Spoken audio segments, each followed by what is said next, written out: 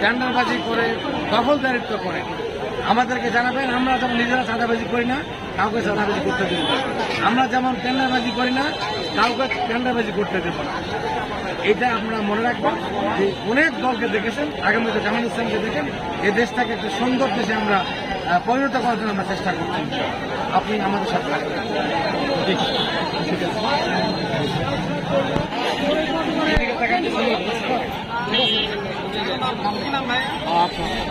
আমরা ওই যে আসলাম যে সারা দেশে ভাবে আমাদের চলছে গণসংযোগ পক্ষ।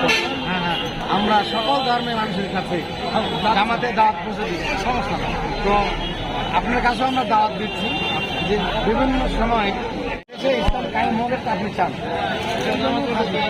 জীবন দিবা হলেও দিতে রাজি যাবে, এইগুলো তো খাবি। ঠিক আছে, হবে না থাকতে। আমরা আপনাকে দাওয়াত দিচ্ছি যে কোরআন এবং সুন্নাত দিয়ে জামাত ইসলাম আগামী দিনে যে বাংলাদেশ পরিচালনা করতে চায়, এটা কি আপনি চান?